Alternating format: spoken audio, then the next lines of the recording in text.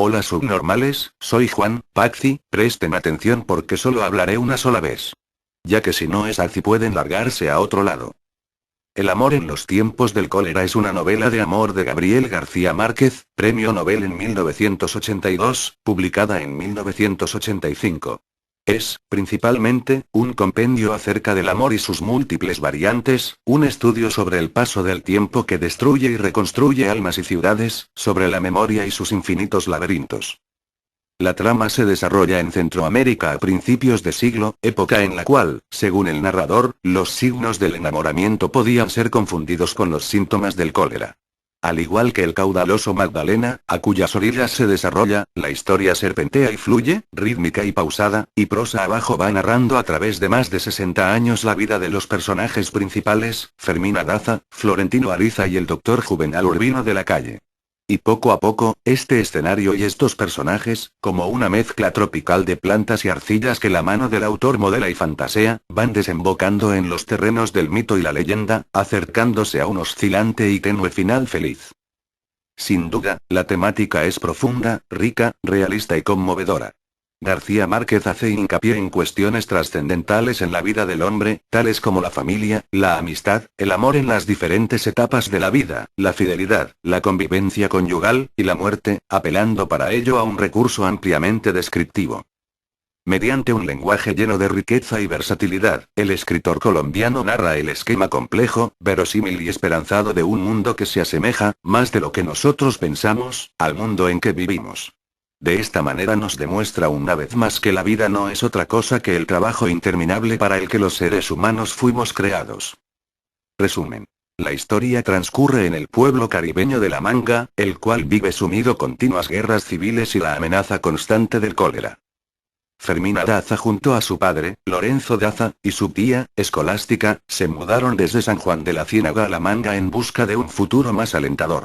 Una vez allí, aparece Florentino Ariza que se enamora perdidamente de Fermina, a la cual comienza a asediar con extensas cartas de amor a las que, más tarde, Fermina corresponde. Pero, un día, Lorenzo Ariza es avisado del carteo y decide irse a pasar una temporada lejos de La Manga, puesto que él quería otro tipo de marido para su hija.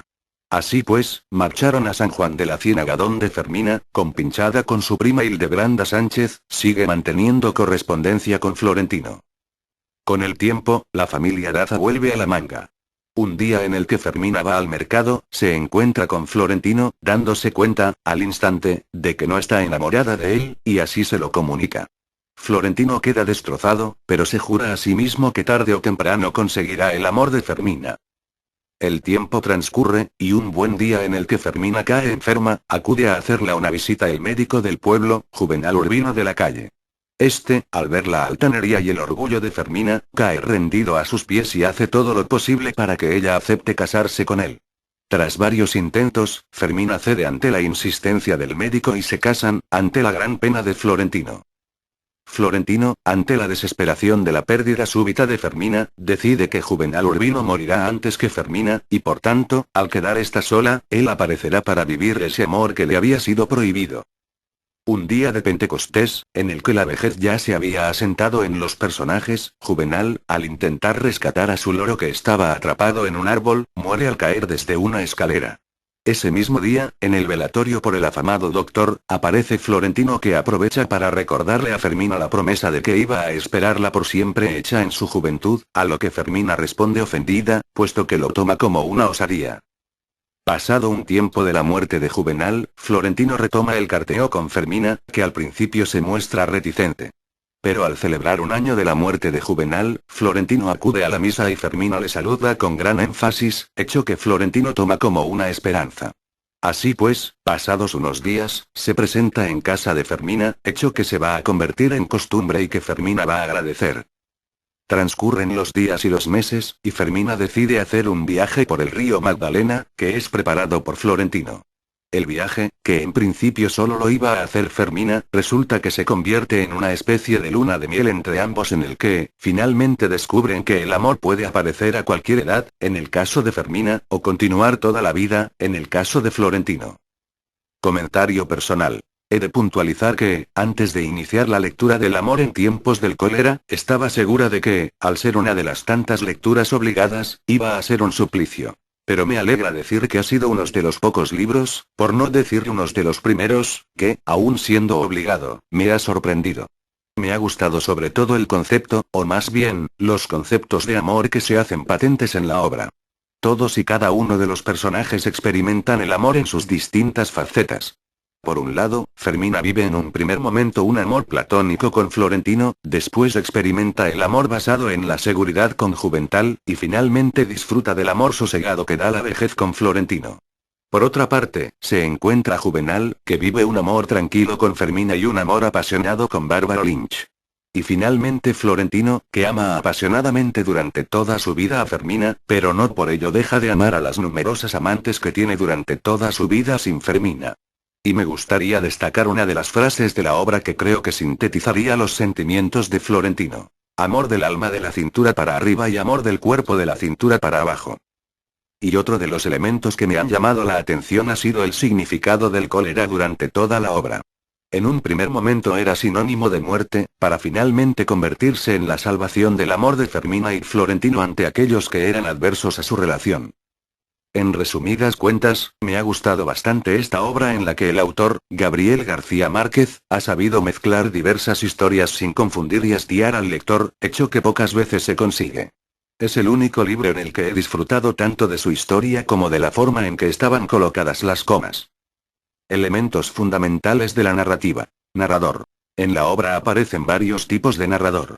Por una parte, Gabriel García Márquez combina la narración en primera persona de Juvenal, Fermina y Florentino, con la narración en tercera persona omnisciente o testigo.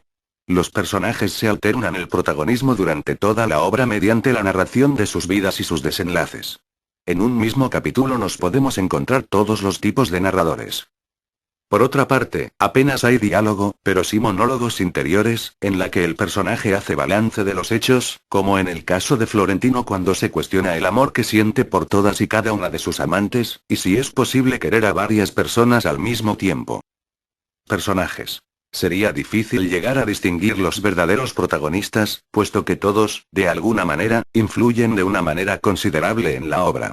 Los principales, aquellos en los cuales se basa la obra, serían Florentino y Fermina, destacando también Juvenal, que, aun apareciendo poco, y más bien de una forma omnisciente, conforma gran parte de la trama. En los personajes secundarios cabría destacar el tío de Florentino, León XII, a la madre, Tránsito Ariza, a sus diversas amantes, entre las que destaca América Viscuña y Leona Cassiani de las cuales estaba enamorado. Por parte de la familia de Fermina destacan su padre, Lorenzo Daza y su prima, Hildebranda Sánchez. Los personajes de Fermina, Juvenal y Florentino son personajes redondos, no sujetos a los prototipos convencionales. Logran sorprender al lector con sus decisiones y divagaciones. Por ejemplo, Florentino con su idea de seguir virgen para Fermina aunque no lo cumpla. Casi todos los personajes principales están descritos tanto física como psicológicamente. Y en algunos casos, algunos personajes describen a otros, como es el caso de Fermina cuando hace una descripción de Florentino sintetizada en la frase, pobre hombre. Y la obra está plagada de continuas descripciones de lugares y de cómo afecta el tiempo tanto a dichos lugares como a los personajes. Tiempo. Apenas se dan datos de en qué época transcurre la historia, solo sabemos que se desarrolla durante unos 60 años. Por otra parte, hay continuos flashbacks de los diversos protagonistas, que continuamente están recordando hechos del pasado, y cómo los recuerdan cada uno de ellos. Describe cada una de las etapas de la existencia con minuciosas descripciones de los sentimientos que evocan en los personajes, como por ejemplo cuando Juvenal Urbino describe las sensaciones que le produce la vejez, en la que puede llegar a notar la forma de su hígado. Espacio. La historia se desarrolla principalmente en La Manga, un pueblo del Caribe, en una época en la que las guerras civiles están al orden del día y el cólera amenaza a toda la zona. También se cita Europa, y especialmente París, con motivo de los viajes realizados por Juvenal y Fermina. Y los barcos y el agua son un dato importante durante toda la obra, puesto que Florentino Ariza trabajaba en la CFC Compañía Fluvial del Caribe. Por otra parte, en un barco fue donde Florentino y Fermina perdieron la virginidad con Rosalba y Juvenal, respectivamente, y donde más tarde ambos consumaron su amor. Argumento. El tema del libro podríamos sintetizarlo en la esperanza de que todo, tarde o temprano, llega, ya sea para bien o para mal. La historia se basa principalmente en el amor, y en que este no es vencido por el tiempo, sino que más bien crece hasta convertirse casi en un imposible que no es tal. Estilo. Se utilizan diversos recursos estilísticos, como por ejemplo, la descripción detallada de lugares y las sensaciones que evocan a los personajes. Por otra parte, García Márquez utiliza con frecuencia la epopeya, al describir por ejemplo las costumbres de Juvenal, y la prosografía al detallar las características de las amantes de Florentino. Es decir, que uno de los recursos más usado por el autor es el retrato, sobre todo en los personajes principales en cuya descripción física se encierra un gran simbolismo. Bueno, eso fue todo, espero que les ayude.